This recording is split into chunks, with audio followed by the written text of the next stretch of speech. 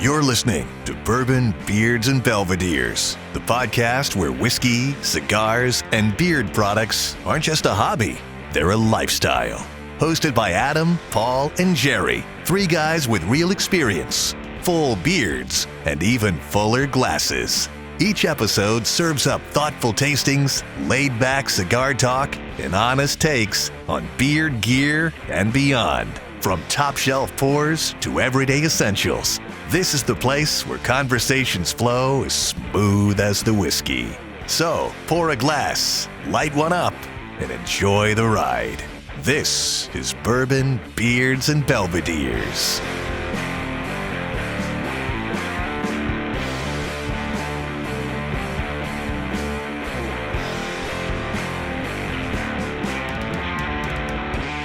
Welcome to Bourbon, Beards, and Belvederes. I'm Adam.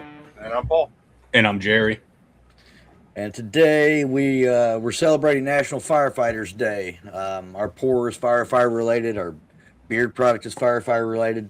Our cigar is firefighter related. We are not promoting any firefighter calendars. So if that's your thing, you got to find that all on your own.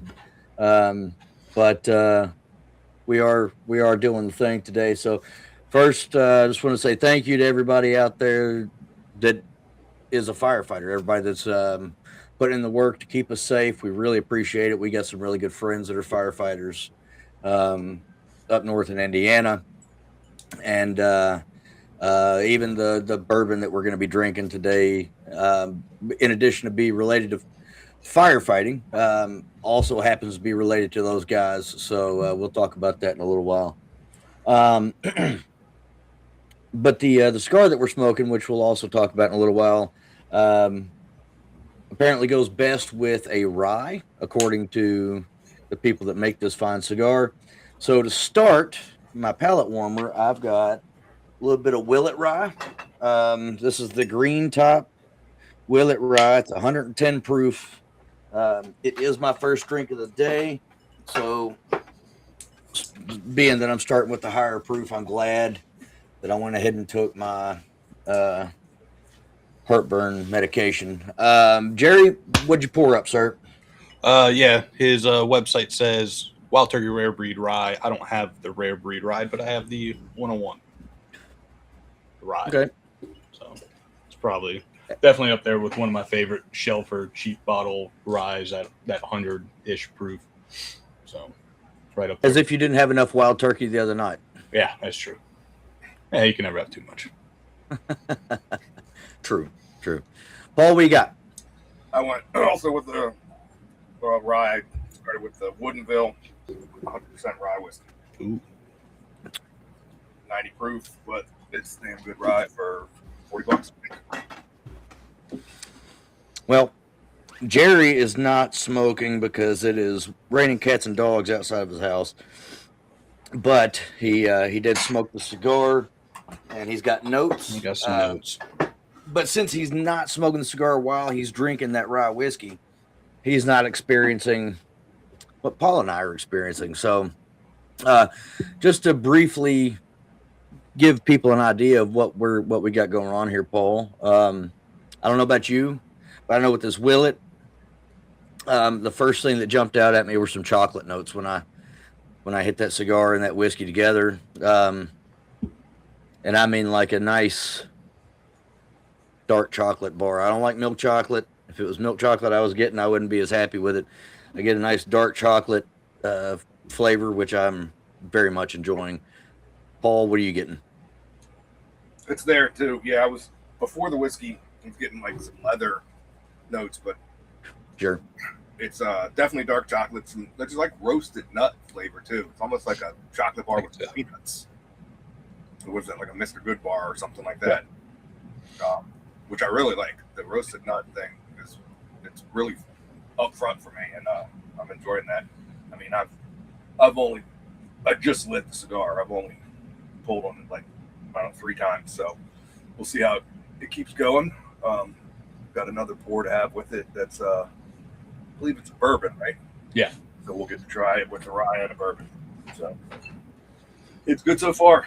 I really like the name and the label too. Yeah, that band is pretty sweet.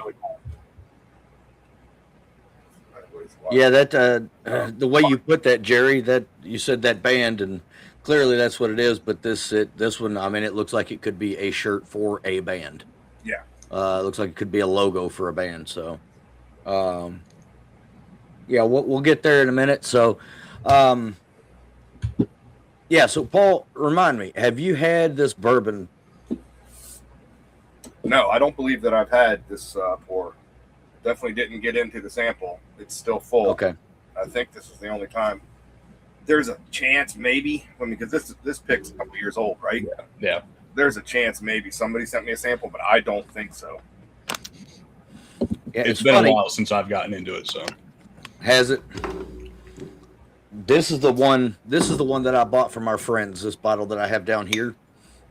I have another one upstairs that somebody was selling on the secondary market. And I paid less for that one than I paid for the one from our friends that our friends actually got for me. So thanks, Mike. That was definitely Mike. So to talk a little about this bourbon, this is, it comes from Old Hammer up in Indiana. And so it was picked by the Goshen Firefighters Local, number 1443. You guys heard me saying Mike a moment ago, and that's because he was in on this pick. He and our buddy Jay. I know for a fact, I'm not sure about Tim, but I know that those two were involved with it. So there's a little bit of a history on the back here. It says the Goshen Fire Department was established in 1862 and was called the Reliance German Fire Company No. 1 and was a volunteer company. The original 50 members donated $1,200 and raised $400 additional in order to purchase Goshen's first hand pump. By 1905, the city had grown to 4 horse companies. On August 24, 1906, Goshen hired 4 men to be the first full-time members. By 1922, Goshen increased staffing to 10, formed into 2 platoons. In 1982, members increased to 36, split into 3 platoons. In 1962, Goshen Professional Firefighters Local 1443 was established. Today, Goshen rosters 62 members on 3 shifts. Both our friends Mike and Jay, they're fairly high ranking within their organizations. We're really proud of the work they do, and they just keep climbing the ranks, and some awesome dudes. So but they picked an awesome whiskey here. This is Hammer doesn't make anything that's shitty. I've never had anything from Hammer that I didn't like, and this stuff is some of the best that I've ever had from Hammer. I believe this was aged for at least 3 years, and I believe that this was distilled by a different company, and then it was bottled by West Fork Whiskey. Yeah, the Old Hammer now. Yeah, the Old Hammer and the Hugh Hammer line from West Fork is from MGP. It's their 99.1, but it's their bourbon 99.1, not the light whiskey. Yeah. So it's distilled and put into a new oak barrel, 99.1, 124.2 proof. And I believe they're now distilling their own. Yeah, but they're still putting out the Old and Hugh Hammer. Sure, yeah. They just recently got the old stuff in the barrels. They just recently dropped a 10-year. I think it was last year or earlier this year. I did not realize that. I'll have to look for that for sure. All right. Well, since Paul's never had it, and Jerry and I have had a lot of it, I want to get Paul's reaction first.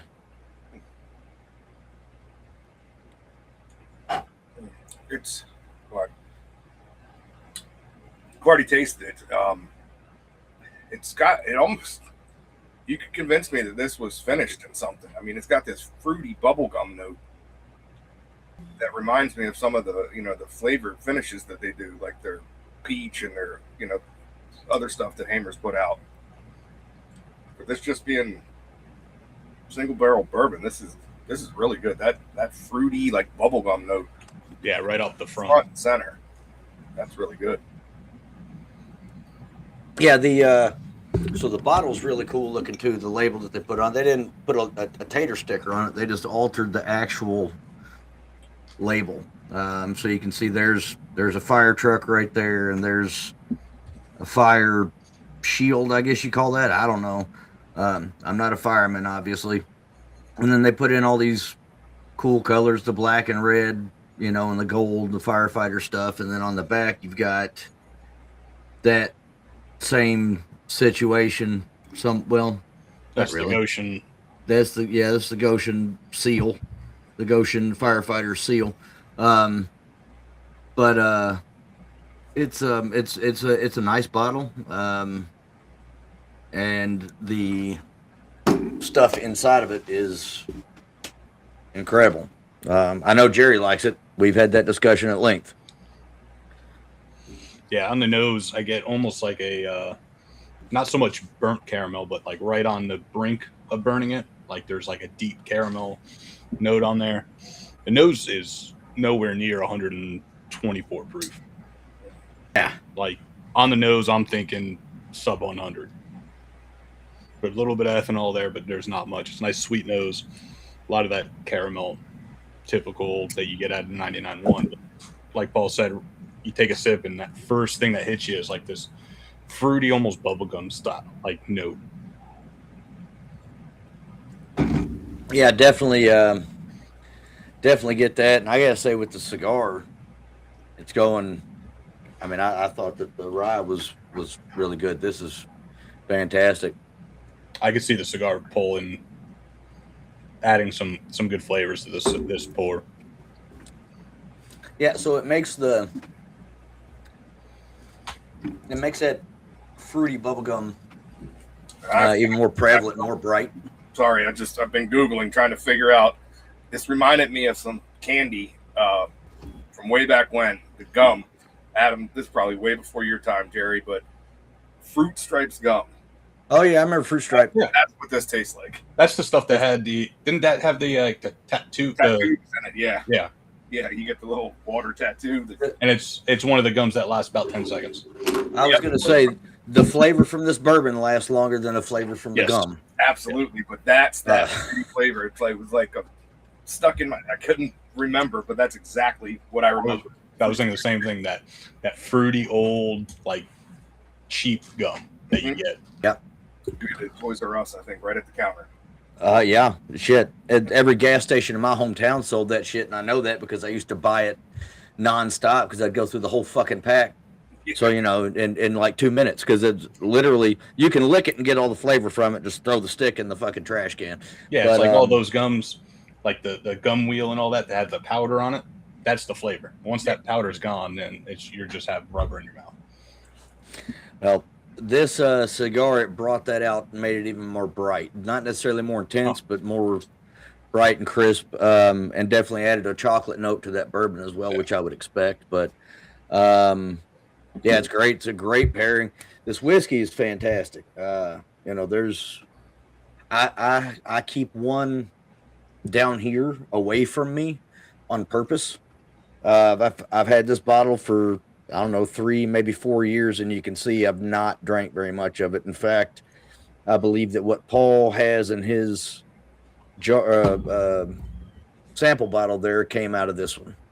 I think it was me that sent you the sample, wasn't it? I'm not sure, to be honest. It might have been Jerry. Hell. Yeah, I'm not sure because that's yeah. So, Paul, you have a tendency to do that whenever you reuse those and send them to us. The sticker on top, I put on. That's my handwriting, but I've never owned the bottle, so I don't know. It might have had like a label on there. It might be, Adam, because typically I'll pull the labels off. I'll let them sit in water and pull the labels off so I can relabel them later. Yeah, I do the same sometimes. Yeah, but regardless, these labels from there's not much gone. Are pain. Do what? Oh, I let those sit for like 2 days in water. Yeah, they're a pain in the butt. And I still have to get the razor out to scrape it off. Yeah, because they pull off easy, but they leave all the adhesive on. Put super hot water inside the bottle. Yep. And then let them soak in super hot water. and it'll get all that shit right off. I mean, it'll slide right off. Those labels, well, maybe not those. They help, but not with those labels. I've had other labels that just you can see the adhesive being all slimy and gross whenever you pull them in. They just slide right off the bottle. But anyway, yeah, this is a great bottle of whiskey. Like I said, there's a reason I hide it from myself. Glad that I did, because now I've got it on International Firefighters Day. So, and I don't think there's any more to be gotten from this particular batch, considering it's a single barrel from 3 or 4 years ago. So. Yeah. Actually, Jerry, when were you here in Lexington? When was that? Was that 3? That was 4 years ago now, wasn't it?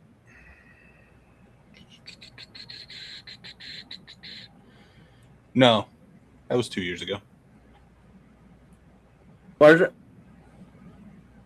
Okay, well, So Mike brought me. I think we did that in 24. We did Louisville in 23. Okay. I might be wrong. Who knows? No, I don't think so. I think we did Louisville in 22. Yeah, it might have been 22 and 23. Yeah. But Mike brought me that bottle when he came to Lexington. Yep. So that's how long I've had it, about 3 years. So I think that's when I got mine too. Yeah. So anyway, great stuff. Hopefully they go out and do some more picks, and we can get our hands on some of those as well. Yeah, so let's talk about this cigar real quick. Jerry, you sent these out to us, right? Yeah. So I'm not smoking, but I smoked one before, and I got notes on it. We had Eric from Black Star Line on a couple month or so ago. This is another one from him. This is his Mr. Fahrenheit. There's the band. I don't know how well that's coming through, but it is from La Isa and the DR. There it is. Paul has it a little bit better. It's a Corona, a 6x40. Fucking bird just flew in here and about hit me in the face and flew right back out. It's a 6x46 Corona. The wrapper is Connecticut broadleaf. Binder's Dominican, and the filler is Dominican Nicaraguan. Website says medium to medium full. Has a shaggy foot. Yeah,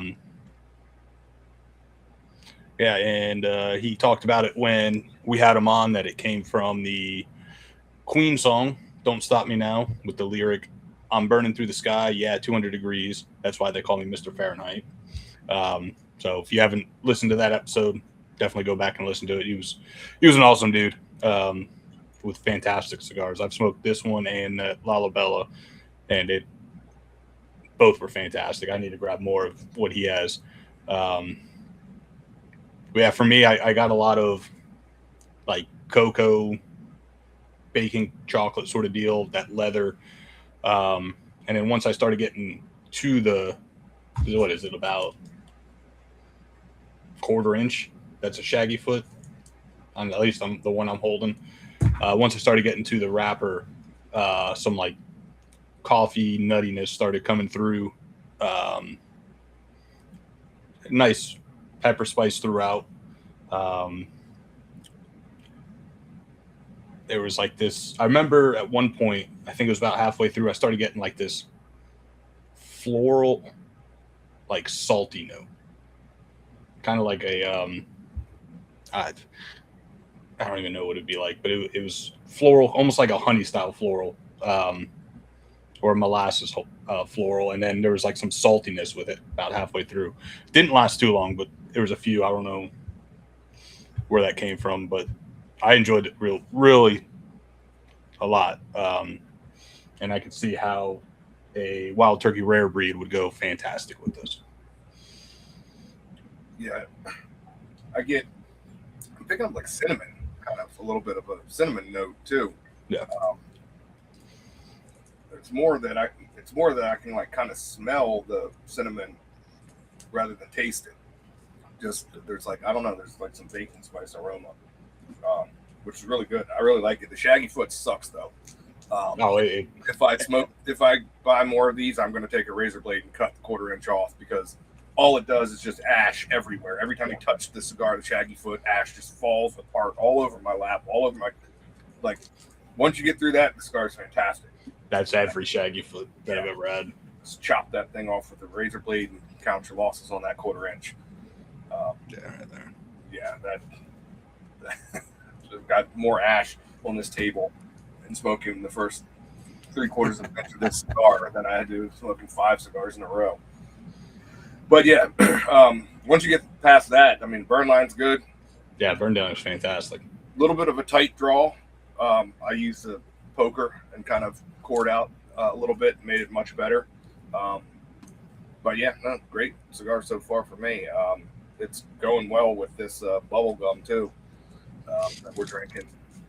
And I found a sample of the old Hammer Peach that I'm going to get into next to see how it goes with some real fruit whiskey. Some damn good shit. So I love the peach. I've got the apple here too. That apple one's really good. Uh-huh. Unfortunately, we don't get Old Hammer down here in Kentucky. No, I get the 80 proofer, I get the cast strength, and that's it. Yeah, I don't get that. I have to. Other ones that I have come by way of Indiana. Yep, I gotta go to Indiana and get it myself, or have somebody else help me out. But if I was to guess, stuff, there was a point in time that I probably had the only 8 bottles of Old or Hugh Hammer in the state of Florida. Yeah, I'm looking at their website now and their map. It's where you can buy in the United States, and it's Florida, Indiana, and like 4 liquor stores in Colorado, and that's it. They have a little map on like where to find, and there is nothing on the East Coast except Florida. Yeah, it's in the ABC, the Florida ABCs, or at least it was. I haven't really looked for it too often, but yep, ABC. Yeah, it's good stuff. ABC. I mean, everything I've had, and we've passed samples around of this because the guys that we know that live in Indiana. Everything I've had from West Fork has been fantastic. I don't think I've had a bad one yet.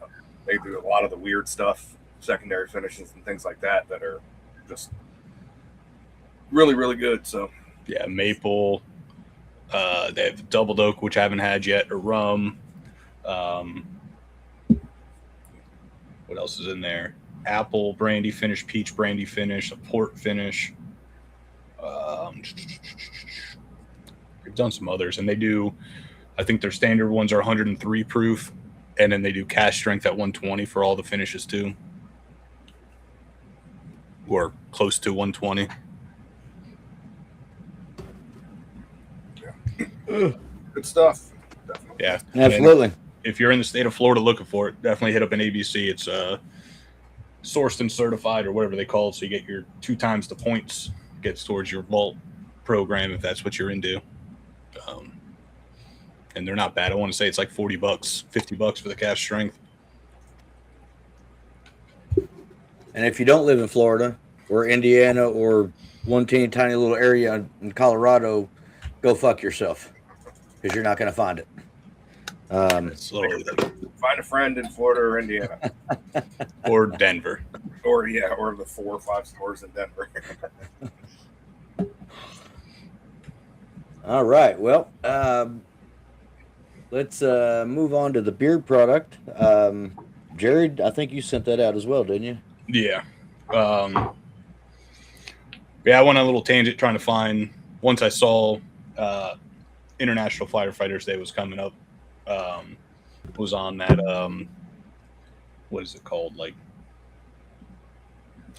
daily holidays. I don't know what it was, but I found it and I was like, all right, we got to do something with that. So I did some searching and I found a company called Stache Salt.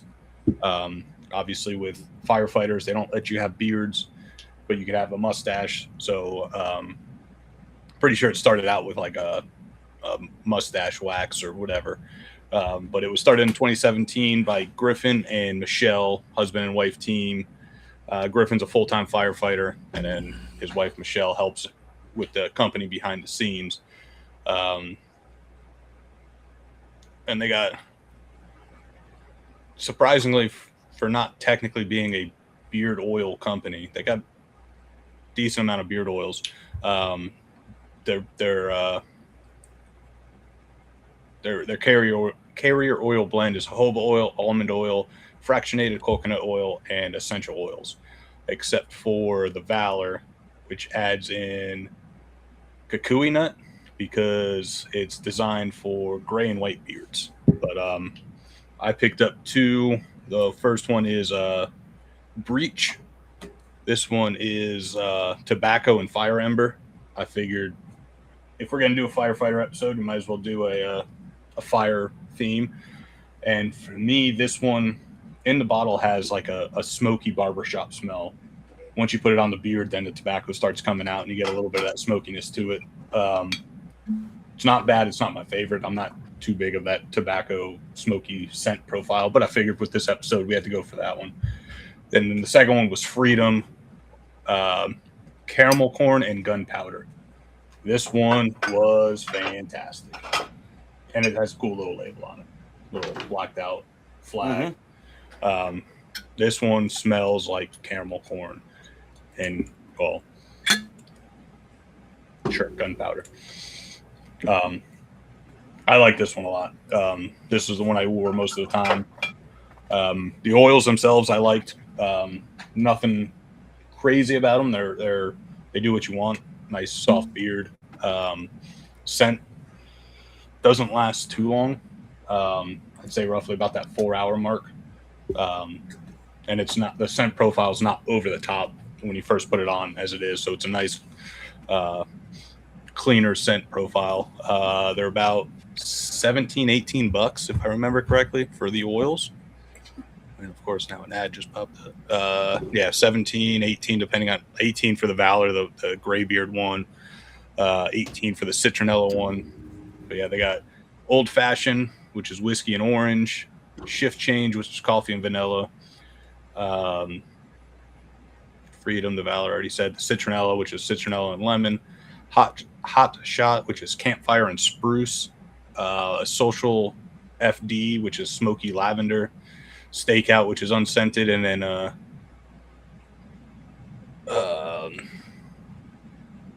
Golgotha, which is spiced orange. That one's $20. They also have beard balms, and then they also have mustache oils, like oils for non-wax days for oil, non-wax days for your mustache, which are castor oil, olive oil, jojoba oil, neem oil,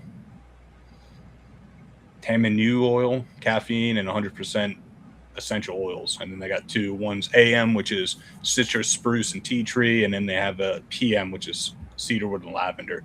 And then they have a wax remover, which is basically just oil. And then you have your beard wash, light, medium, strong, extra strong, and firm hold for mustache wax, pomades. Seems like they're slowly building and becoming a men's grooming company with a firefighter background. What do you guys think about them? I've already ordered both of you guys the calendar, so that'll be in the mail. Be throwing that directly in the trash. That calendar was with the cigar that we forgot to mention. Yeah. Real quick with the cigar, where'd it go? It says a portion of all proceeds from each cigar sold goes to Chicago firefighter charity Ignite the Spirit. And then when I went to the website, ignitethespirit.org, the first little ad or whatever, the little first screen that they show you is a little ad for their 2026 firefighter calendar, which was not expecting to see shirtless men that were all oiled up on my computer when I was looking up firefighter funds. But yeah. And now it's a screensaver. Yes. Jerry got real excited. Yes, one of my screens. I got the alternating ones. But yeah, so it wasn't talking about that, I thought that he mentioned, wasn't Eric a former firefighter? Yeah, in Chicago. Okay, yeah, that's what I thought. So, I like the oils. The breach kind of was like musky sandalwood kind of, like that kind of barbershop kind of scent that a lot of people have. The Freedom. I mean, this fantastic. I love this oil. I'm going to be buying one of the full bottle of this because Jerry sent us samples. It smells. This is like the fucking nostalgia episode, I guess, because this smells like when I was a kid walking down the boardwalk in Ocean City, Maryland, past Fisher's Popcorn. That's what it smells like. It's just a mix of just popcorn being made. Yeah. And then we had the whiskey that's fruit strength come from my childhood. This is like nostalgia episode, but this scent is fantastic. I love this. I'm almost out of this sample. I wish the scent lasted a little bit longer, a couple hours maybe, because I've gone back in and reapplied. I think like 2 days ago I reapplied like 3 times. I was like, my beard just looks oily now because I just wanted that scent. It's such a good scent. So yeah, no, big fan of this company. I'd never heard of them. But I will be ordering this Freedom because this is one of my favorite scents that I've smelled in a beard oil. And I can't think of anybody else that does this kind of. I think a whole lot of caramel. I get like buttered popcorn, like almost so. Like movie theater, maybe a little bit of a sweetness, but I almost get those the popcorn tins that have the 3 dividers, the yep, exactly. The caramel, the buttered, and then the cheddar or whatever, the cheese. Yeah, it's not cheddar, it's cheese. The orange one. When you open that up and you get you don't really get the cheese, you get that buttered popcorn and that caramel smell. That's what I get. That's and it's not like I hate to say it, but it's not like good popcorn. It's like you said, movie theater popcorn, like the cheap popcorn. And that's it's like the mix. Like I said, when I was, when we used to go to Ocean City, walking down the boardwalk, you walk past, they're making the popcorn fresh right there, and they're doing all the different flavors for the tins and everything. So it's just a mix of just like overwhelming fresh popcorn being made. It's really good, really really good. I like this scent a lot, and the oil itself has been great. Yeah. Really like the. I like it. I like the consistency. It's a little bit thinner. Yeah, I like a thinner oil. And like I was showing on the screen, it is almost clear. Yeah. The oil, which is always nice. Not that I have an issue with ones that are yellow or whatever, but some of you out there with the gray beards or the white beards, obviously you want to go with that clear stuff so it doesn't possibly dye your beard, and it's always nice seeing clear oil. Like I said, it's not a big deal, but I guess the breach has a little bit of a yellowish tint, but the Freedom's almost clear. Yeah, they are a little bit different color. I didn't notice that one. Yeah, I didn't either. Before, not much of the caramel corn or the Freedom left, but and the only other company that I know that's been doing the that caramel corn was Matt, and he's not even doing it from Bay Area. Mm-hmm. He had that Adam, was it Smashed? Yes. That Matt did. That was caramel corn or something like that. No, it was. I mean, it was like something, wasn't it? Yeah, you could kind of get caramel corn. It was everything that you could imagine. Yeah, it was caramel corn. And, I think it was like caramel corn and pumpkin or something like that was the official. But that was a good scent too. I remember that one smelled like walking through like a fair or carnival. You kind of got all those fair scents, which was really nice. But this one is definitely not sure what the gunpowder, because it says caramel corn and gunpowder. Yeah. I'm not sure what that scent is supposed to be, but it works. Maybe there's a little bit of I keep saying musky, but there's a little bit of something else in there other than the caramel corn. And I guess that would be the gunpowder scent. Yeah. But it's good. It's really good. Like I said, this is one of my favorite scents so far this year. Yeah, and they got a bunch of merch with that sweet logo they got, which is similar to the Breach logo, but instead of the the optics and everything. It has the firefighter hat on it with the skull and the mustache. And then they also have tattoo and hand balm, solid clone, stickers, patches, keychains, hats, flags. I got a buddy who's a firefighter in Virginia, and I was thinking about sending him one of these flags. It's just a black and white American flag with like the thin red line, but in the middle has just a big ass red mustache. And he doesn't have the curlies, but he's got a little mustache going. Yeah, no, it's a good one.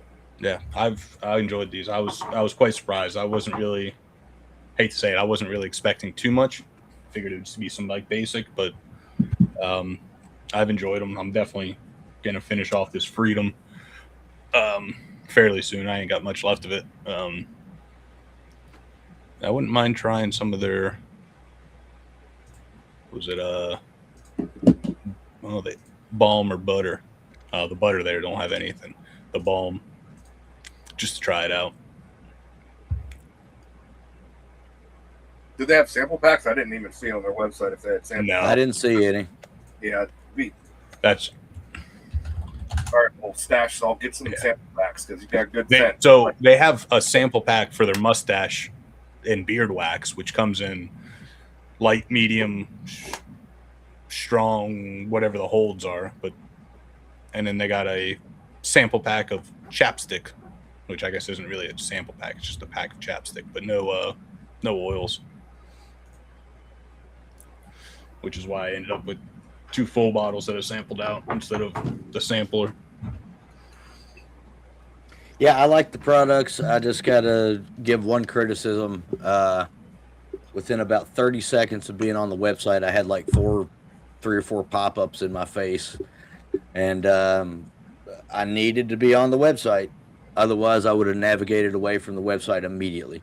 If I go to a website and it's just pop-up after, like as soon as I close a pop-up, another one hits me in the face, I'm gone. I'm out. I won't fuck with it. So just throwing that out there in case anybody hears, I am the target market. I do have a beard. I do use this stuff on a regular basis, if not daily basis.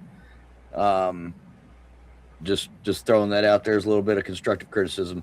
The pop-ups are a bit much. I can't deal with it. And I make my living in IT, which means that a lot of my time is spent online. And the pop-ups are a very real problem for me. And so I will leave very quickly if I just have a fuck ton of pop-ups to wade through. So anyway, other than that, the products are great. And we salute their service. I don't know, Jerry, where are they based out of? Do you know? I believe it's Utah. I had it written down. Started in Texas and based in Utah. Okay, well, I'm sure the people of Utah are thankful for your service to them as well. But the products are great. I didn't have any issues with it. No breakouts, no stiff follicles, nothing like that. So overall, good product, good stuff. But yeah, fellas, I'm going to propose we do something we haven't done in a long time. Let's move on to This Pours on Me.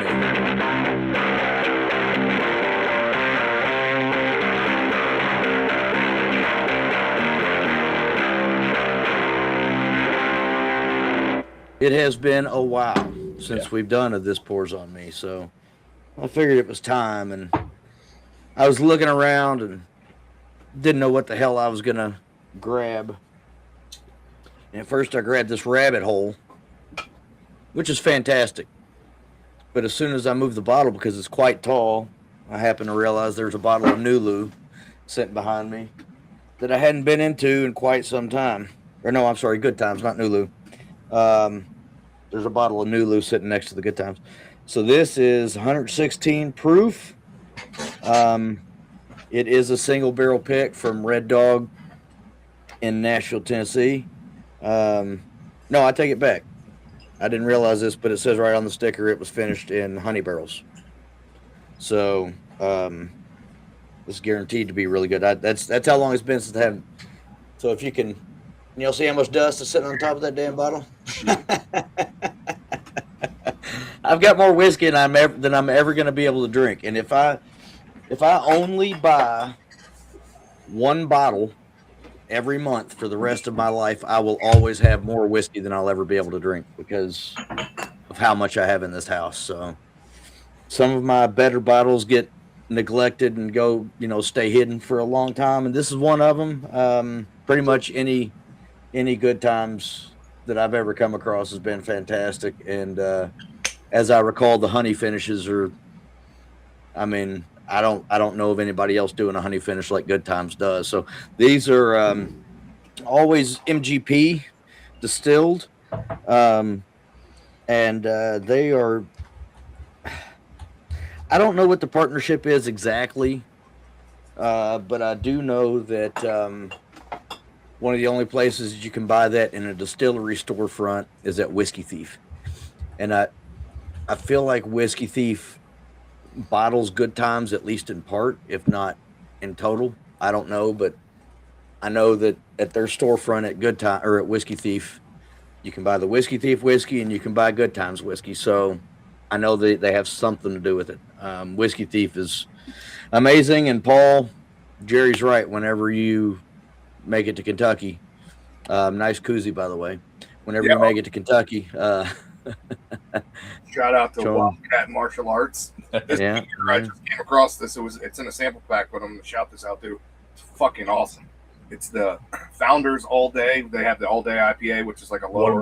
One of my favorites. Yep. So they have the sample All Day pack now, and this session Lemon Lime IPA. Ooh, I haven't had that one. So good. It's really good. Yeah. Check that out because those Founders are fantastic. That's one of my favorites. Does it taste like Sprite? No, I don't know. I mean, it tastes like beer, but it's got. I mean, I like the Modelo Cheladas like you do, so it's got this like citrus fruitiness to it too. But it's definitely a beer. It's not like a seltzer type of deal. So it's gotcha. Really good. It sounds pretty good. I'm not a big IPA guy, but I'd be open to trying it. But this is very low on the hop level. And then gotcha. The other one, I bought two out with me as my palate cleansers because along with you. And the other one in that pack, which is really good too, is their All Day Session West Coast style IPA. Now this one's got some hops to it. Yeah. But that sample pack's got 4 different ones in it. 2 of them are new. I think grapefruit and lemon lime. But anyway, this isn't the beer podcast, but that's my palate cleanser. Yeah, we like beer. Shit. There was something I was going to say about the Founders. The low hop. That's. I like a high, like Sam Adams Boston Lager. Mm. There's a lot of hops in that. I love that, but I don't know. It's something about that piney quality with the IPAs that I just can't. I can't do. So, again, it's not. Well, we can, at least me and Paul could probably make this a beer podcast, but you got your West Coast and you got your East Coast or New England IPAs, whatever you want to call it. The New England, East Coast, the hazies, whatever you want to call them, they're lighter on the hops, the piney notes. The more that piney notes. The West Coast is all that piney stuff. Those fuckers over there like that piney shit, but the New England or the hazy is more of they're more of like a fruitier. Yeah, usually definitely more of a fruity, juicy type of IPA. Yeah, I've always found that a New England IPA I was fine with. Yeah, that's more of like a juicy, fruitier, and then you make it a session, which dials back even more. You just get the flavor of the beer without all that shit in your face. Yeah, it's a good one. If you see that 12-pack sampler, pick that up. With the weather getting warmer and stuff, that's a little bit of fruit in my beer doesn't hurt anybody. That's right. All right. Well, what'd you go with, Jerry? I was gonna pull out the basically same thing you did. I pulled out my Starlight Old Rickhouse Huber's Doubled Oak Rye Whiskey finished in French Oak, which is one of the ones that the Huber family picked. So you can only get those old Rickhouses at their distillery. But after I pulled it out, this one was sitting behind it. It is their Starlight Carl T. Huber's bourbon whiskey finished in blueberry port barrels. Oh, I bet that's delicious. That sounds good. Selected by Cork and Keg in, I can't remember where they're at, but they're in Georgia, about 45 minutes east of Atlanta. And there's the little tater sticker. Oh, I like it. The Blueberry Brothers. And I had to look it up because I've never paid attention. But apparently, blueberry port is a sweet fortified dessert wine made from fermenting blueberries, often wild Maine blueberries, and strengthening them with spirits, resulting in a rich, high alcohol beverage, typically around 18 to 20% ABV. Yeah. Who did I have? I don't remember. I had a single barrel of blueberry port. It might have been Nick amongst the whiskey with the spirit animals. I think him and Liquor Junction did it up there in Massachusetts, if I remember correctly. And I was getting close to the end of that bottle, and I was in Branson, Georgia, maybe? I don't remember. But I was in Georgia. I had to pick up a couple bottles from a store, and they had this, and I was like, I got to grab it. I'm almost out of my other one. It's fantastic. The more you let it open up, the more that fruity wine taste starts coming through. I'll keep this one out and make sure I get you guys samples next time I get you guys boxes. Yeah, this one's fantastic. That sounds good. Well, I'm looking around looking for the best bottle that I can find that's sitting right here next to me. And I know you got Malört right there next to you. Go with no, I'm not going to go with Crow 86. I'm going to go with this Penelope. That's right down there too.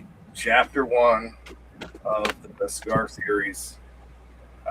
This summer, it's definitely contender for my favorite pour that we've had on this year. And there's a store that there's a store I go into when I'm going like looking around for getting stuff. It's one of my locals that I go to, but they got 3 or 4 other stores in the area that I don't go to. One of them's literally right down the street, but I know everyone at the other store, so I go to that one.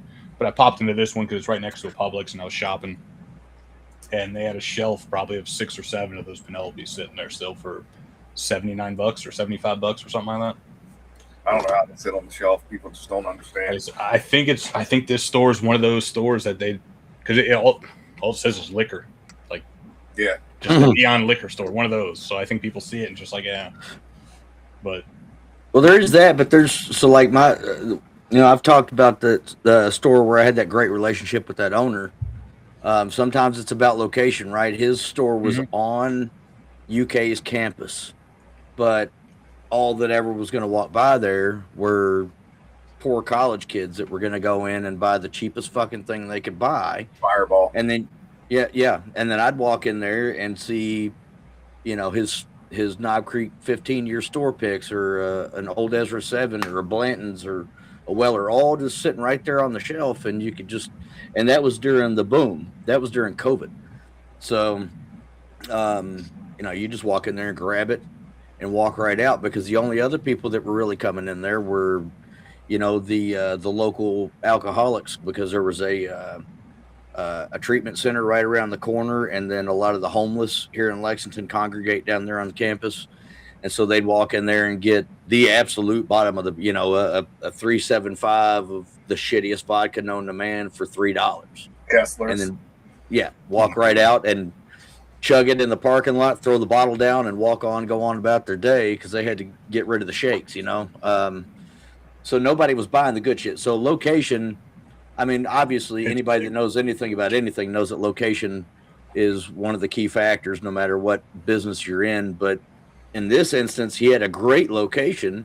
It was just working not working against him or for him in terms of, favor of his business. He was doing very well. It just happened to be that it worked out really well for the bourbon collectors and drinkers that knew about his store, like me. It just worked out very well for me and a handful of other people. But yeah, that very well may have something to do with it. Why there's 7, 8. Hell, I can go to Sam's Club.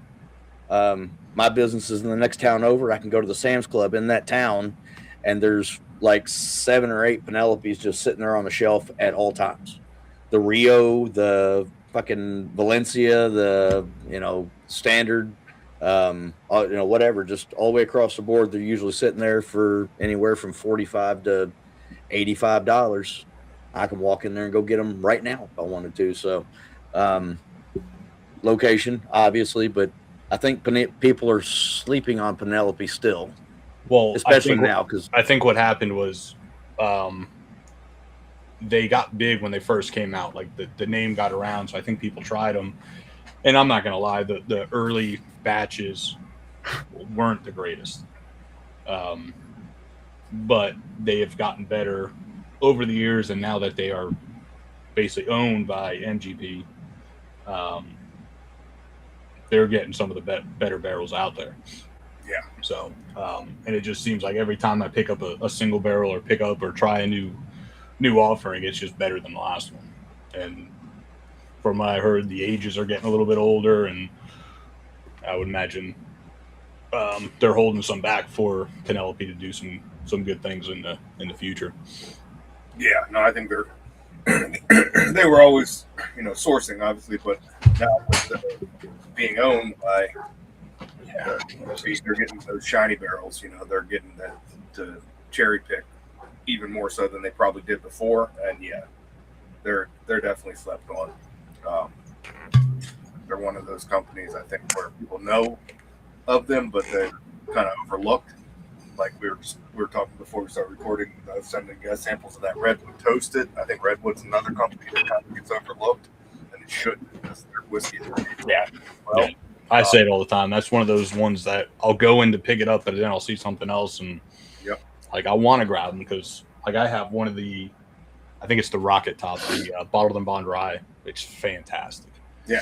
Even that was it the 90 proof or whatever it is rye and bourbon and blended whiskey or whatever they call it. They're fantastic, especially for the price. Yep, exactly. But this one is this one's incredible. Absolutely incredible. If anybody sees this Cigar Sessions Batch 1 or Chapter 1 as they call it, this is incredible. What's the proof on that, Paul? 101. Yep. Okay, I couldn't remember you saying. I do want to talk for a second about the I'm sorry, Paul, what were you going to say? I was like, who did this picture? Do you remember? It was Sin Coburn and Lee Marsh from Stolen Thrones. Right, exactly. So I'm curious about Chapter 2, whether they're going to do it or if one is going to do it with someone new or how that's going to happen. But if they're listening, we'll help you. We'll absolutely. At this point, if they broke, don't fix it. Let them do another one. Yeah, if they pick the good one. If I was to guess, if Sin and Lee aren't picking the number 2, I would imagine that they might have input on who's going to help pick number 2. Because if they're listening, we'll help. I'll say it again in case they didn't hear. I'm pretty sure we told Sin and Josh when we had them on that we'd help. Oh no, we definitely did. We definitely did. And then I'm pretty sure they offered to put us up in their house if we ever go to Nicaragua. Right after. Yeah. Which sounds amazing, but I see their shit that they post on Instagram with the fucking bugs and the wildlife that they got in the jungle that they live in. I don't know about that. I love seeing the videos of just monkeys hanging out of the tree. Like they walk outside and look up and there's just a monkey hanging there with his fucking balls just fucking. Yeah, scorpions in their house and shit. I don't know if I'm gonna be able to sleep there. I don't mind all that. It's the mosquitoes that's really I know they've got to be bad down there. I fucking hate mosquitoes. My biggest thing, and I don't think they've posted too much about it, but I don't do snakes, and I'm sure not a fan of snakes. I'm sure there's snakes everywhere down there. Snakes and spiders I don't do. They're legit Mosquitoes I hate for a different reason. But no, I mean like a tarantula, something like that. I mean, Oh, I know a You know. tarantula ain't gonna do nothing to me, but I'm out that room if I see one. oh, for sure. For sure. They're all hairy and big and fucking gross looking. I'm not doing it. I'm not, So, but I did want to bring up one of these drinks that I had last night, and I sent you guys pictures of both. So one of them I'd never heard of before, and I don't know if you guys had ever heard of them before. I sent it to High and Wicked. I've heard of them. I just can't remember where they're from. New York, and they've got, and that's the reason I tried them, because all the rye grain has to be grown in the northern states because of the climate and all that good stuff. So and it was fucking really good. But the next one that I got, I just want to give these guys a shout out, because this was one of the best rye whiskeys that I've had ever, and definitely one of the best that I've had this year. It was a Catoctin Creek Roundstone Single Barrel Reserve Cask Proof. Holy fuck, dude! It knocked my socks straight off. Creek is doing some good things. I got a bottle in there. I can't remember her name. Paul would know. What's the chick's name that runs that distillery? It's a husband and wife, isn't it? Yeah, it's Scott and how am I blanking on her name? I've done all of their cocktail classes. Me and my kid do all their cocktail classes. She was down. I'm trying to remember if he was down too. They did a little sampling down here a couple of years ago, and I grabbed the Rabble Rouser. Yeah, the Rabble Rouser. The bottle and bond. Yep. And like I said, I know she signed it. I'm trying to remember if he was there and he signed it, but that's still sitting in the shelf. But I ended up buying the second one anyways, just so I could drink that one. I was like, my name's Becky. Scott and Becky, and she's the distiller. She's the one who makes all the whiskey. And she's big into the whole scene. She's like on all the boards, on all she's big into the craft scene. So that, now that you said that, the only bottle I have out here that's Catoctin, but I'm empty. I'm going to go with their Applejack, which is also fantastic. Everything they make is fantastic. They did the Ragnarok series with which the Gwar toppers they have, which were good. I want them. I don't care if they're good or bad. I just want the whole fucking collection for the Gwar toppers, because I'm a big metal guy. I love Gwar. They're awesome. They were good. Personally, I think they were slightly overpriced, but you get a band with them. And I think they said, I remember Scott was on one of our, I do all these Zooms with them and their cocktail classes and stuff. And he said at one point how much those pewter toppers cost just to make each one. Yeah. And it was, I want to say it was like over $10 a piece or something crazy. Yeah. You get that custom label that was on them, because for the most part, like with Starlight, obviously it's like they're all the same labels, different colors. But with that one, I'm sure they had to get someone to some artist to draw it up or whatever. So I get the cost on it, but just and if you go back and YouTube Gwar being in their distillery in full, their full outfits and everything, it's a funny watch. Oh, I'm sure it's fucking hilarious, because those dudes are, and they came through here not too long ago, and they played the music venue that I work at. People have heard me talk about, IT and all that stuff. Yes, that's my day job. That's my main source of income. Then I own a business, but I have a third job where I work security for this music venue. So yeah, that's my business right there. Thank you, Paul. I appreciate you promoting that there. I am a martial arts instructor and a professional martial artist, but the security situation, it's really cool. Sometimes I get to meet the folks. Sometimes I don't. The other night, I went and saw Seven Dust and Atreyu with a couple other bands, Fire from the Gods and somebody else that I can't remember. But when Gwar came through the last time, they came through with two other bands, but there were four bands playing that night. Right. So I talked about Gwar and two other bands. Well, the reason there was another band playing is because it was the same guys from Gwar. but they were dressed up in different costumes, and the band has a different name. It's called the Ex-Cops. And so with Gwar, they do this major stage production. They walk out, if the stage is big enough, they walk out onto the stage through a massive vagina. At certain points, they're squirting blood all over the place. The lead singer has 4 penises, which he utilizes at various times in the show. I mean, and that's not the original. I got to see them with the original singer, Dave Brocky, and his character's name was Odorous Orungus. I saw them there at that same venue many years ago before it changed ownership and had a different name. They squirt blood all over everybody. You know, it's corn syrup and red food coloring, but it's a great show. It's fantastic, and they're awesome. Actually, you know what? I think I had to rethink that. I've seen them 3 times because I've worked their shows twice. But they're fucking hilarious, and that's where I was going with that. Paul said that the video of them in the distillery and whatever was a great watch. It's because they're hilarious, and they've been doing this shit for close to 40 years now. Oh, they're yeah. I think it was formed in 88, 89, something like that. They're senior citizens, and they don't break character. Yeah. No, they don't. They're great. It's hilarious. They're fucking great. And their music's hilarious.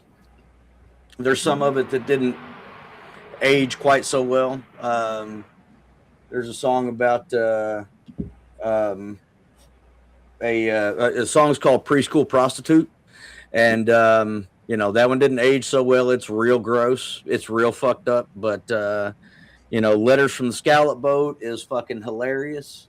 It starts out, hey, man, do you remember me? I remember you. I was the guy with the rizzled face and the lousy weed and the really bad tattoos. And that's the first set of lines to the song. Now I'm doing 20 to life for killing a guy that was humping my wife. That's fucking hilarious shit. And then they've got movies that go along with the music too that make absolutely no sense. They're alien rock stars that got marooned here on this planet and all. It's crazy.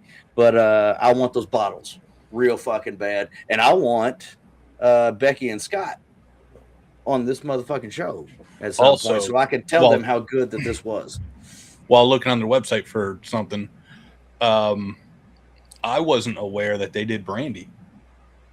Oh, yeah, no, they have, they have a 1757 brandy. They have a pear brandy, a peach brandy, an apple brandy, and a Virginia XO bottled and bond brandy. Yep, and they do gin. I think I sent you guys some of their gin samples. It's I saw that. They got an Old Tom gin. I'm not a big fan of London Dry, but Old Tom, it's a little bit sweeter, a little bit less like botanically like the pine in your face, kind of like the beer we were talking about earlier. Chattanooga makes an Old Tom, or did an Old Tom, and there's someone else, and that Old Tom gin is fantastic, especially with in a cocktail. Well, speaking of brandy, I have a pear brandy that was made by a local moonshiner, and he's gone now. He's no longer with us, but his grandson hooked me up with a couple quarts of it, and there's a whole bunch more hanging out that he has access to that he can get to me. But I took some of it and I put it on oak, and it's been sitting there on oak for I don't know 5-6 months, something like that. It's really fucking good. So you guys are about to have some pear brandy because Paul was not with Jerry and I when we went to Starlight when they had the pear brandy, and therefore Paul didn't get to experience the incredibleness of that pear brandy. Finger pour of pear brandy. Yeah, but it was $160 a bottle. So that's why we didn't do a tour or anything at Starlight. At the distillery. We just did a tasting. We ran up there, did a tasting, and every bottle behind the bar had one of those, what are they, like 1/4 ounce little pour tops or whatever. The brandy didn't have one. Well, this dude was pouring it.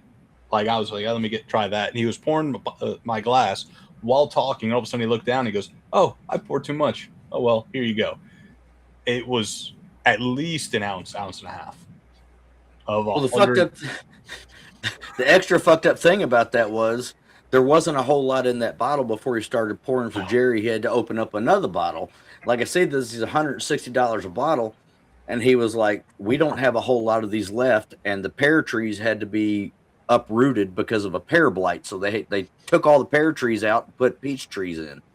So there was no more pear brandy to be gotten. It was done. It was over with. And he's just fucking pouring, like Jerry paid for the whole bottle or some shit. And he's just dumping it in there. Yeah, he was just talking. All of a sudden he looks down. Oh, I forgot it didn't have a pour top on it. And it was one of those things amazing. that it's like $14. I think we got 7 samples. And I think all of us had at least 8 or 9, if not more.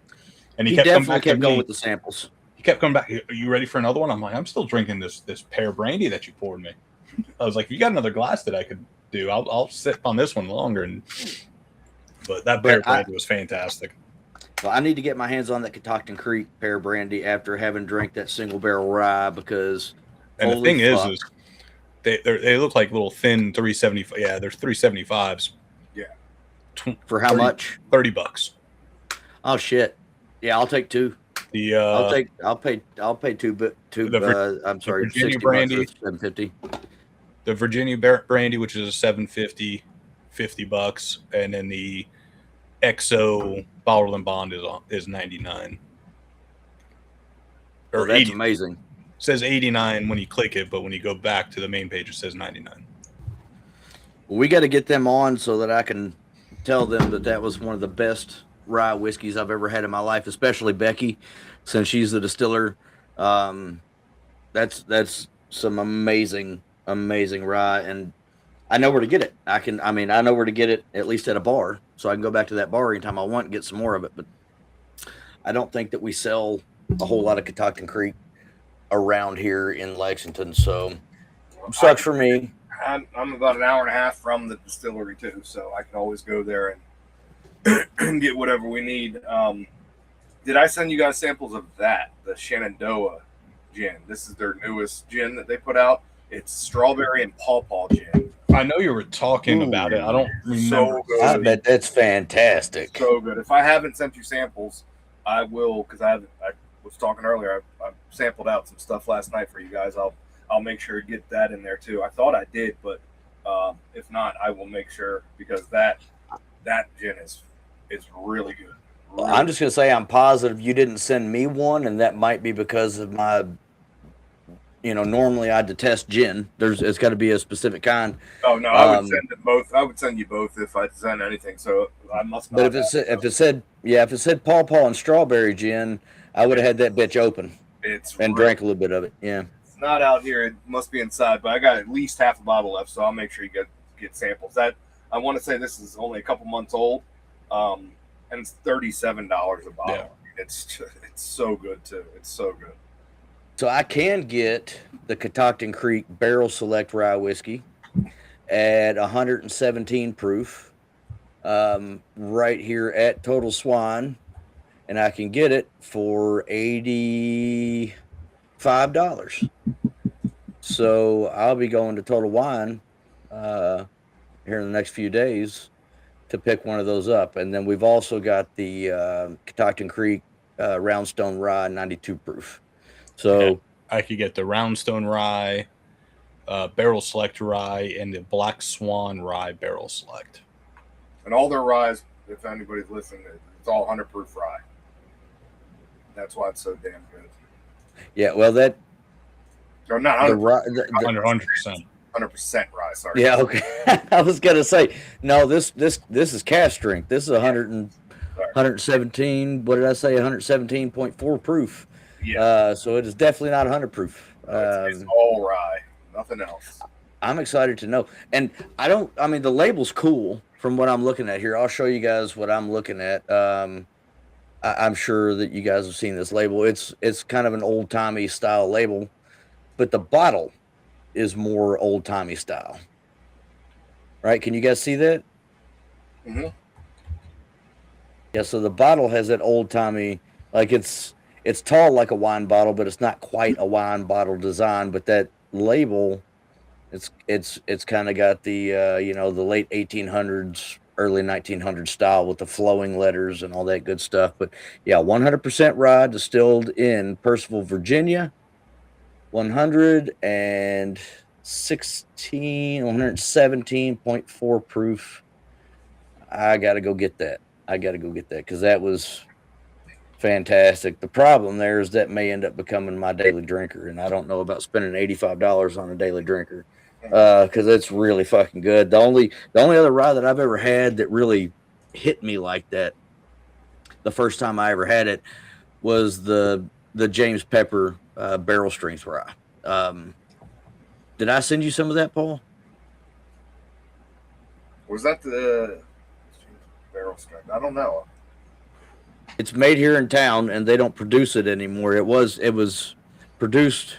It was distilled by MGP, and it was produced by James Pepper. Now they've got a rye, just a standard rye that they have, standard rye offering. Jerry's got it there in his hand. No, that's the barrel. That's the barrel proof. Yeah. This is the one distilled in Indiana, but I also have one underneath there that's distilled in Kentucky. Yeah, but they don't make it at all anymore. They do the 92 proof, I think. And look at that. I don't know if that's showing up on there. Oh, where is it? Yeah, you can't see it. $39.99.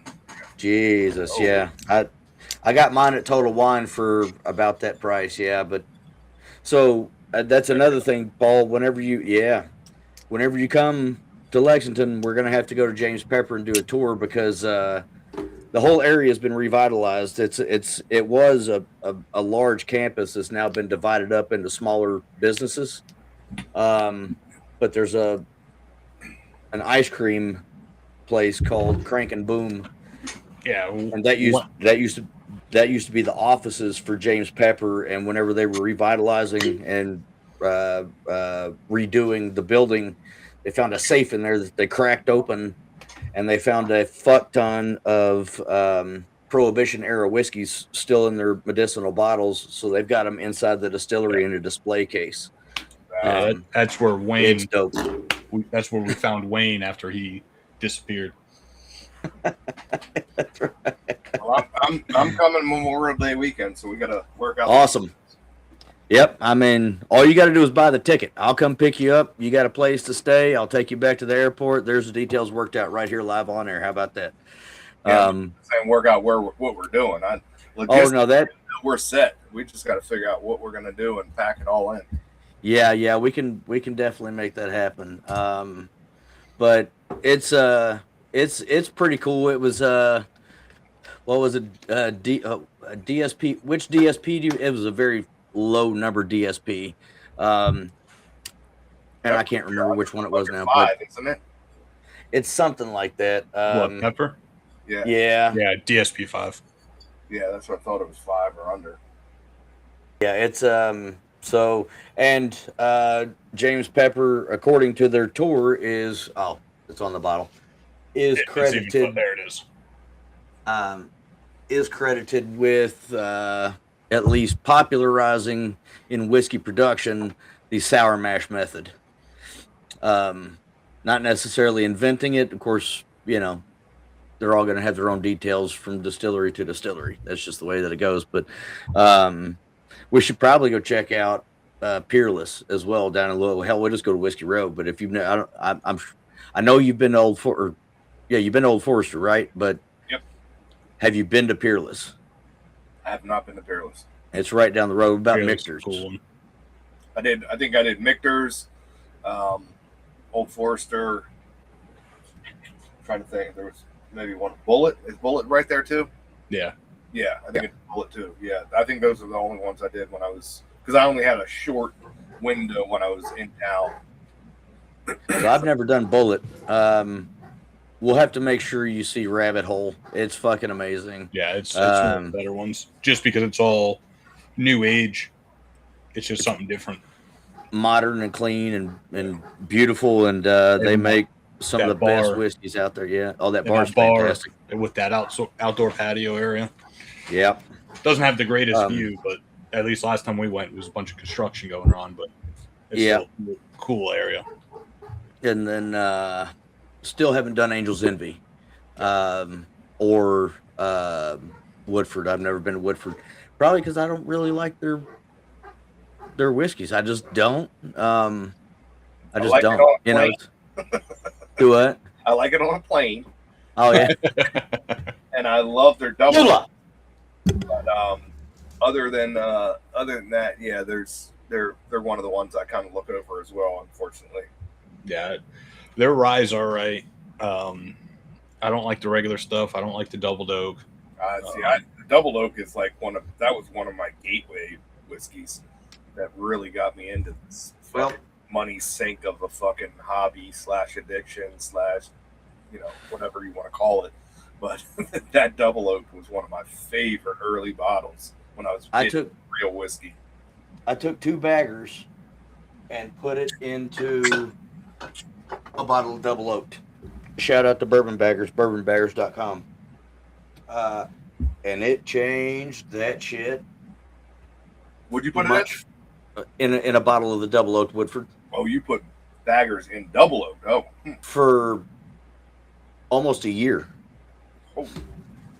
And it's you guys are getting a sample of that. It's ready to go. It's ready. It's been hanging out for about 6 months without the baggers, just to let everything kind of finalize and settle and whatever.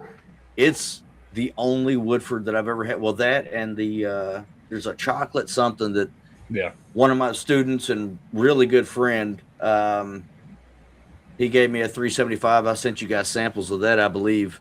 Or something, I think it's called. Yeah, Chocolate and that's whisper.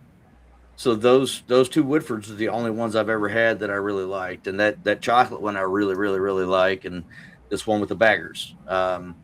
So anybody can simulate this same situation by going to bourbonbaggers.com, buying some of their heavy char baggers, and throwing those into a bottle for a little while. You should, and yeah, their heavy char is good. But what's the one? The toasted. I got the cherry wood. Cherry wood. Yeah. Cherry wood's my favorite. Yeah, I think I need to find. I just need to go buy a bottle of Old Forester rye and toss some of that cherry wood in there and let it sit for a good 6 months. I think that would be next level incredible. And just to clarify, the Bourbon Baggers, because we love them. You don't have to let it sit for 6 months. You can throw it in your glass, wait 15 minutes, and it changes to whiskey. So, indeed, check that company out. They make awesome products. Right, like if you're new and haven't gone back and listened to the older episodes, when Jay reached out to us, Paul and I were like, all right, this seems like a gimmick, but I was like, this is some bullshit, but we'll try it out. And we became fans instantly. I've ordered many times. Some of the best glasses out there. Yeah, those fidget glasses are the shit. Fidget glasses are the best in the game. Yep. And we did. If you haven't listened, we did. I remember we did the Elijah Craig toasted versus Elijah Craig with a bourbon bagger. And that bourbon bagger killed it. Bourbon bagger killed it. This regular Elijah Craig with the bourbon bagger in it, the toasted bag. And we did it with much better. We did that with Jim Beam Black versus Jim Beam White with the regular the charred oak. And that one was better. Too. Yep. So, I mean, if you save yourself some money, buy a lesser expensive bottle, throw one of Jay's bags in, and you got yourself, a more expensive bottle for a lot cheaper. You know what might be really good? Some toasted mellow corn. We might have to try that one day. You know what? A toast. I got it. Brain blast. You got mellow corn right there. That's what I was reaching for. Oh God, no. That's what I was reaching for. I don't want to ruin the bagger. You're gonna have samples coming. Which one are you putting in? I don't know. I got to go and see what I got left. I know I got a whole. I don't know what I have. Have you guys never had wood boxes and he's got such little containers that he sends these baggers out, and I got to see what I got left up in there. But I'm thinking, I don't think that. I don't know. What do you think of Yeah, those boxes are great. I don't know. You want to fuck it up even more? Put that. Do you have any of the smoke infusion? The what? The smoke that he did. I don't think he might have sent samples to us, but I'm not a big smoked fan on anything, so I don't. I know I didn't order any. Trying to think, I'll have to go up and see what I got, but I got this. It's got to be toasted. I got that much left in this bottle of swill. I have a full bottle, minus a couple shots out of it. But this is perfect enough for 3 samples to send out to you two and me. I'm going to throw probably 2 bags in this tonight of something from Jay and let it sit for a week or so, and then that's coming to you guys, and we're going to have an episode on something to see if Bourbon Baggers can clean up the worst fucking liquor on the planet. That is an effrontery to the Bourbon Baggers. That is just the worst thing that anybody could do to those bags. Those that's wonderful probably products. I could get you little bottles. I'm thinking if I can get 4 samples out of that, then we'll send one to Jay too and see if he wants to come back on. And just get 2 samples and keep mine. I don't want it. I've had barrel aged Malört. I don't know if you guys have ever had it, but it gets worse. You haven't had bagged Malört. I haven't. You're right, but it can't be that much different, considering how bad. So when you take a good spirit like bourbon, no matter what it is, you're only going to improve on it. This is a bad spirit to start, and I can only imagine how much worse it's going to get because, like I said, I've had the barrel aged, and it's fucking awful. Mike did that to me. Mike sent me a sample and told me that it was better, and he fucking lied through his mustache because that shit was gross. I don't ever want to experience that again. So, but I guess I'm gonna. However, great products. I don't even remember how we got here onto the Bourbon Baggers, to be honest with you. Wild tangent. You're Catoctin Creek. Yeah, Catoctin Creek. That's right. And then you're Woodford. Yeah, I don't need to walk it all the way back. You're right, Jerry, but I don't need to walk it all the way back. I'm just going to go straight back to Catoctin Creek. It would be great to get Scott and Becky on here. That was hands down one of the best rye whiskeys I've ever had. And I'm a very, very big fan of rye whiskey. So, yeah, I wish that I had the same access to rye whiskey that I have to bourbon. But being a state of Kentucky, it's just not a thing. So, great product. So, and I can't wait to get my hands on that bottle. And hopefully we can get them on in the future. That would be a whole lot of fun, I'm sure. It would also be fun if we could get Gwar to come on here to talk about their whiskey, but and the partnership with Gwar with Catoctin Creek, because Gwar's from Richmond, Virginia, I believe. They are, yeah. That's kind of a Virginia tie-in. That's why they went with them. Right. As is another of my favorite bands, Lamb of God. They're also from Richmond. And if you don't know who they are or Gwar, check them out. Give them a listen. Richmond. You might like them. It's like a fucking horrible city too. So sorry. Never been. Never been. It's weird. Like you're driving through and it has like that southern feel, like you're driving through Tennessee, Kentucky, Carolinas. As soon as you hit Richmond, you feel like you're in the Northeast. Like you feel like you're driving through Baltimore, you're driving through New York. It's just like shit show. Traffic is unreal. Trash. Clothes. Yeah, it's just like a wall. Like you've hit the Northeast. It's just shit. It's a shit city. It's so weird. Yeah, I used to live in Richmond, Kentucky for like 2 years, but that's where Eastern Kentucky University is, so it was a party town. It was great. I had a lot of fun. Partied with the rugby team down there a lot of nights, and as you can imagine, those parties were fucking wild as shit. Lots of fighting, lots of drunk women, lots of drunk men. It was a good time. We had a good time. So, yeah, great stuff. Catoctin Creek, even though we didn't feature them on this show, and I think that's something we need to remedy.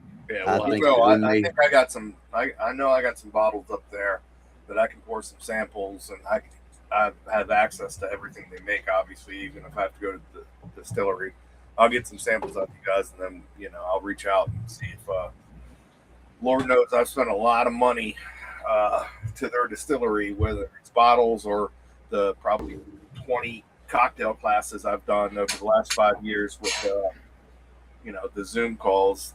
Hopefully they'll be willing to come on and give us an hour of their time or so.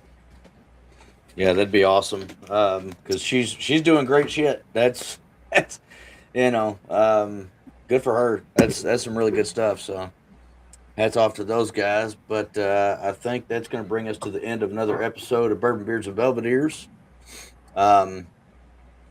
Always got to check out these products that we talk about on here. So you can find Old Hammer, Hugh Hammer, and anything else that West Fork Whiskey Company makes at West Fork Whiskey. That's whiskey with an EY.com/home. The cigars you can find at blackstarline.shop.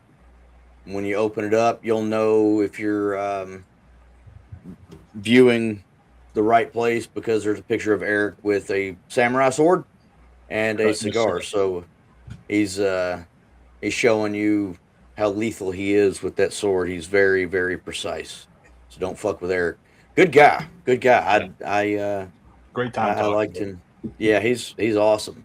Had a real good time talking to him. And then these products, these beer products, you're going to be looking at stachesalt.com. That's STACHE salt.com.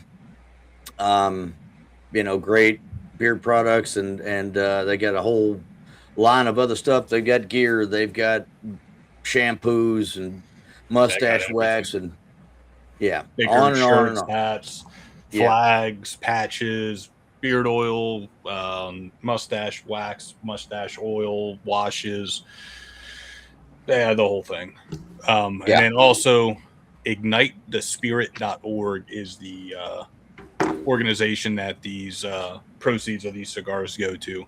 And when you open up the website and you see a banner that are a bunch of half naked people, it's because they are promoting their 2026 firefighter calendar. No. Let's be real about it, Jerry. It's half naked men. There's not a half naked woman on that shit. Oh, there's 1, 2, 3, 4, 5. There's a few. Was there? Oh, yeah. Okay, well, how did I miss that? Your eye is just drawn to the men, Adam. You know it was. It really was. It was like, fuck, I don't want to see any of this. 2, 3. Oh yeah, okay. There's a few of them there. But yeah, there's a lot of oily dudes. Okay, yeah. There's so many. There's so many, but they got freedom the women all over them. But go get your calendar. They started in 2003, and they've helped over 925 Chicago Fire Department families. Jeez, how? They're there to help Chicago. Yeah, they're there to help Chicago firefighters and their families. So even if it's not local to you, it's always something cool to take a look at and see if you can help out if you can. Absolutely. They got a bunch of things on the website. Like I said, the calendar, $10 plus shipping if you want some of that. And as I was scrolling through earlier, they have a fire sale, which is kind of funny. $50 bottles of Jack Daniel's single barrel. It's their 96 proof, 94 proof. The only caveat is you have to pick it up at the store or have someone else pick it up at the store. But they have single barrels and a bunch of other stuff, and definitely a cool little website to read through. You read some stories and what they do and everything like that. So wanted to throw that out there since we do some of this charity stuff. Got to throw that out there. Absolutely. So as always, we want you to we urge you to support your local active duty military members, local veterans, first responders, LEOs, and especially on this episode, at least firefighters. They're all out there busting their asses for us, keeping us safe. And the least we can do is support them. We urge you to find a charity that you can give to whenever you can give to them, especially veterans. Veteran suicide is a real scourge. I think it's one every 10 seconds or something like that. It's awful. And then, we want to urge you to really, look out for and support the children in your local communities. Every day I see something horrific, and it just doesn't seem to be getting any better. It almost seems like it's more and more in my feed. Somebody doing something awful to children, whether it's a teacher or it's somebody, a UPS driver kidnapping a little girl, FedEx driver, whatever he was. Just the whole situation makes me terrified. I'm a father of 4, and I don't think that I'll ever stop being scared for the rest of my life. Because even when they're adults, I'm going to be worried. And when they have children of their own, I'm going to be even that much more worried. It's just insane. So, let's do what we can collectively to stop all this crazy shit from happening to these children. It's just too much to handle. So, that's why we drink. And, on that note, until next week, enjoy your spirits and cigars responsibly. Cheers. Cheers, guys. Cheers, guys.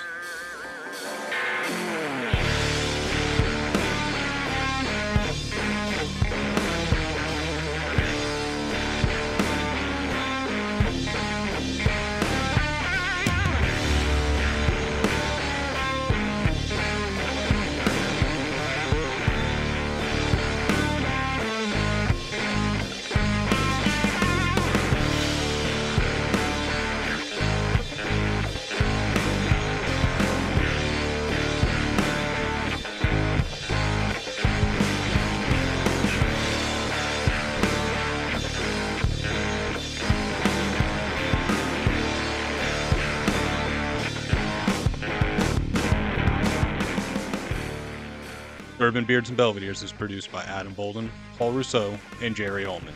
Edited by Jerry Ullman. Music by Ryan Johnson. You can find all of our links on our website at bourbonbeardsandbelvederes.com and at beacons.ai/Bourbon Beards and Belvederes. As always, enjoy your bourbon and cigars responsibly. Cheers.